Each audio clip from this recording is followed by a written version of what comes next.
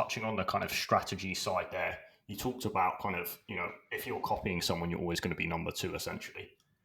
How are Yeah. you, or what are you saying to people to get them to become number one? What advice do you have?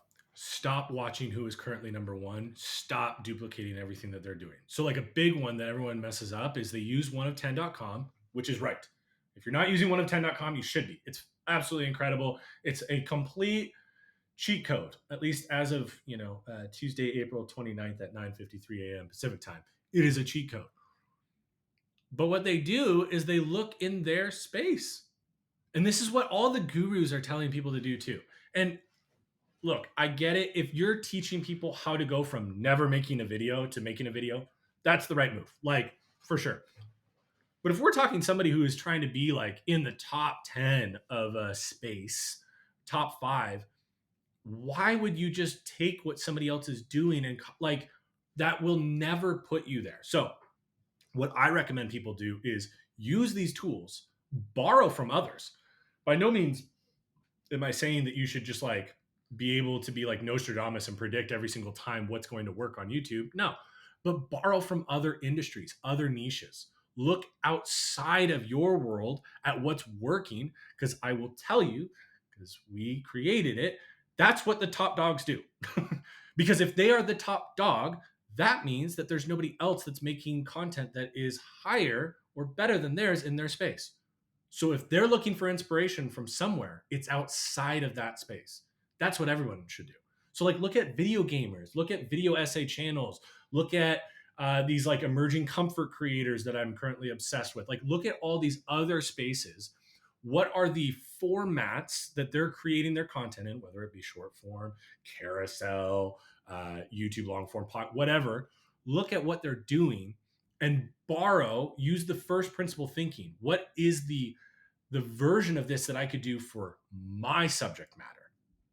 And that's where you then start to emerge as like the winner in your space. Trust me, like it's very hard. I've made content for a lot of other people, but now we're going through the process of making it for me. And I want to accomplish this on a different scale. I don't ever have ambitions of being even a tenth as big as any of the people I've worked for. But I do want to pioneer some shit, right? And I want to create content that then other people start to iterate off of for their teams. But that's a little difficult to do in the beginning, right? And so that is kind of the process that we're taking on right now. And what that looks like, in my opinion, is having a really good stomach for shit flopping. So, for example, I mentioned earlier, we have a video that we filmed that is a massive experiment that we're releasing on Friday, May 2nd. And I have no fucking clue.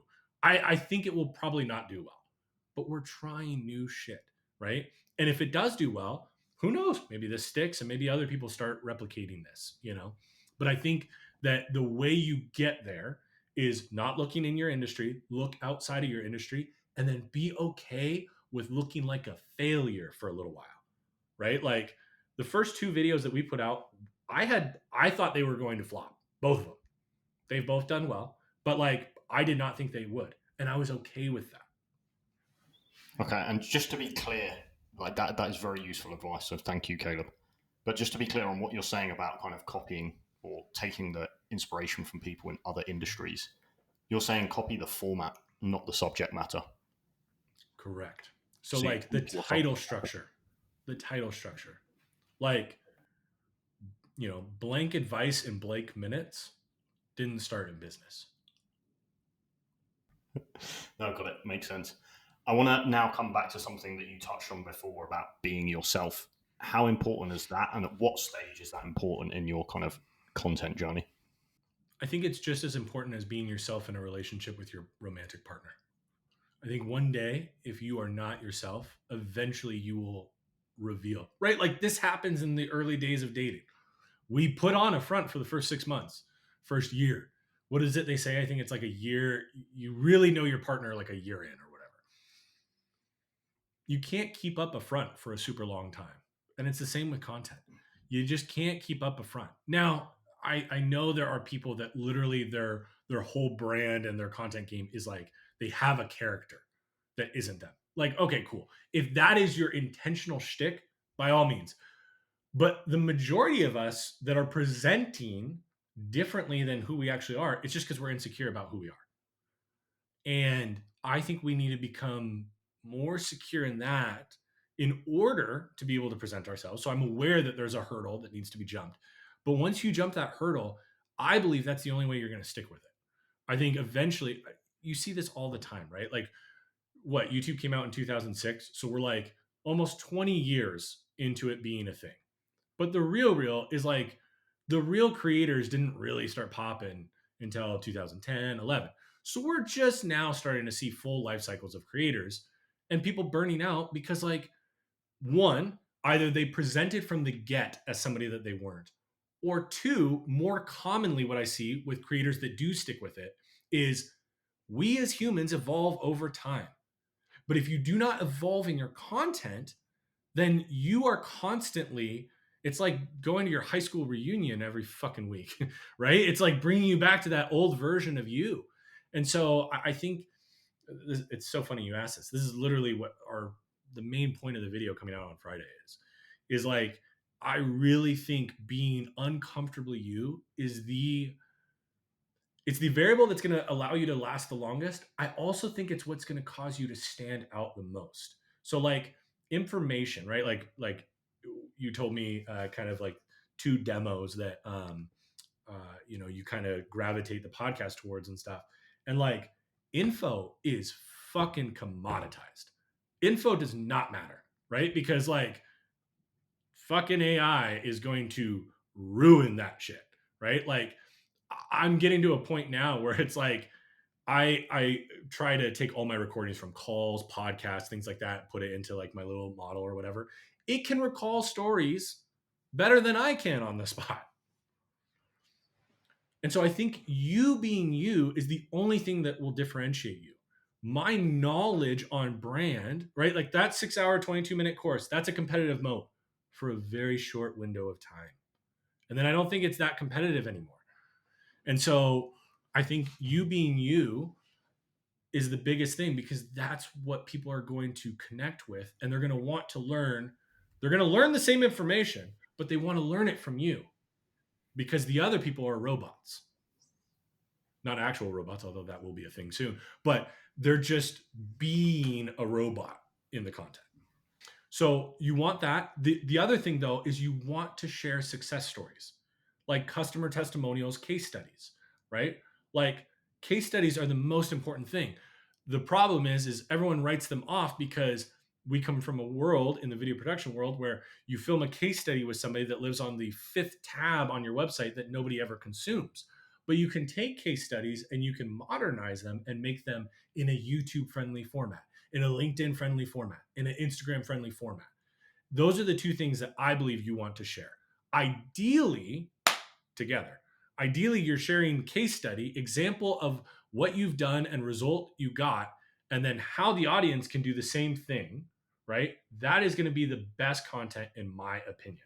And when you know that your goal is to make it easy for people to change their behavior, well, then suddenly you realize maybe I don't need to give 10 different points in this video. Maybe I give 2 points and 10 different stories of how I did this in order to increase the odds that they actually take action. So it completely reframes the way you operate in making content. Now, if you're not in the education space and all of that, it's a little bit tougher and there's so much more nuance. But what I will say at a high level is you want to show the outcome that your product, your service, whatever provides. Okay. And what you want to do is basically, actually, let's get granular for a second. This is an exercise I tell a lot of people to do. If this is you, what you want to do is my 2-column exercise. On the left side, you're going to list out all of your competitors, the complaints that people have of your competitors. Okay. Now, you can go on Google, Yelp, all these different sites, Open Pilot or Trust Pilot, whatever the hell that thing is for the course people. You can look at what the complaints are, but I guarantee anybody who's listening or watching this that's in it, 10 things came to mind immediately. List all those 10 things out on the left side. Then literally all you're going to do is on the right side of that, the next column over, you're just going to take every single item in the left and write the exact opposite on the right. And then in every piece of content, every email, in your website copy, whatever. You're going to pick one of those items that's going to be your point of messaging. And what's going to happen is you're speaking to the pain that your potential customers are feeling from your competitors, and they're going to feel like you're fucking reading their mind because you are. Okay, I love that. Just going back to what you said at the kind of start of that piece, something that kind of surprised me is you said in educational content, yes, have some information in it, but it's more about kind of the storytelling. Is that a correct read of what you said? And if so, why is storytelling so important? Yes, because a lot of people, I promise this is related. A lot of people asked me over the last couple of years, like, why does Gary do so much mindset content and not as much of the like super tactical in the weeds? And I asked him this question, and I remember his answer was something to the effect of, well, I can give people all the tactics in the world, but if they're too insecure to hit publish on Instagram, none of those tactics matter. And so I think storytelling, I think, allows people to hear a lesson, an action item, something to do in a scenario that maybe they can relate to or see themselves in. And it allows them to break the belief that they previously had associated with that thing, right? So, for example, um, I this is going to be such a random example. Paddleboarding. I'm a tall guy, and so I always give the excuse of I don't paddleboard because center of gravity and shit. I'm 6'7". But if all of a sudden I see somebody who is 7 foot paddleboarding, I don't really have that excuse anymore. And so I think that if you share these stories where the audience can see themselves in the story and see that this person was able to do the thing, overcome whatever, well, then they no longer have an excuse. So I think stories are very compelling in that way. And I think the other thing too, if we go back to the overarching goal of like getting them to change the behavior, if I tell, let's use a kid for example, if I have a kid and I tell them to go do 10 things versus telling them to do one thing, the likelihood that nothing gets done with the 10 is high. The likelihood that the one thing that gets done, because there was only one thing shared, is higher. Right. And so I think it also causes you to recognize I don't need to share a shitload of information. I need a little bit of information and then more stories on how that information can be implemented. And so I think a lot of people overload their audience because they want to sound smart, but they're not actually serving their audience at the highest level. Okay. And the correct way, again, just to kind of recap this and round it out, the best way to serve your audience and ultimately get leads and kind of grow is to simplify what you're doing, give people the confidence to take action, and then the rest will kind of follow. Yeah, make it easy for them to change what they do. If you make it easy for them to change, they're more likely to change. And if they change, they're more likely to get a good result. If you know what you're talking about and tell people the right things to do, then they will associate you and that result. And so then trust increases. And trust is the currency that precedes the transaction. That's what you have to do to build up the ability to then transact on your offer. I love this. Moving on and talking about brand now. What does brand mean to you? Like, how would you kind of explain that in the content game? And is it important from day one? Yeah, I think brand is an outcome. Sorry. Um, so I think branding is a pairing of things. I think good branding is an intentional pairing of relevant things done consistently. And then when you do that consistently, that's when brand occurs.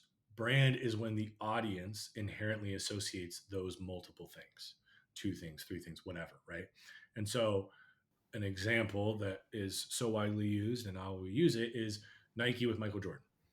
By Michael Jordan showing up on the court and murdering it every night wearing Nikes, over time, the audience started to associate Nike with basketball greatness, not just running greatness, right? Because they had previously been a running shoe.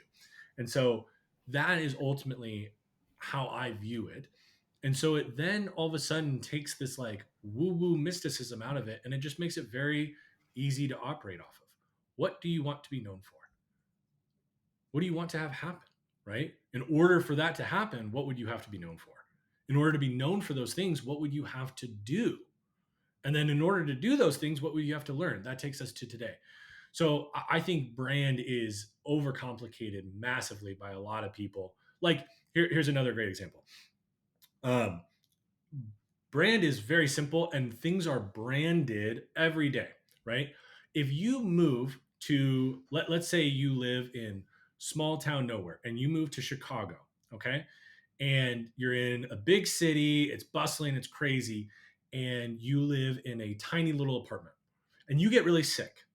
In the first 6 months of living in Chicago, you're stuck in your apartment and you can't even go out, right? And you're just like suffering. Life sucks.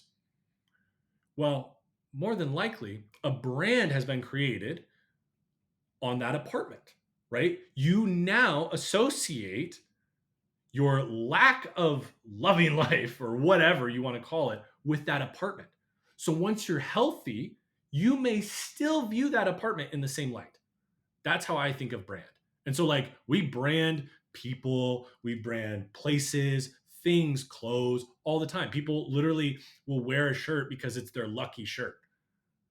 Well, all that is they have had good things happen when they wore the shirt. So they were intentionally paired, and then the outcome was the brand.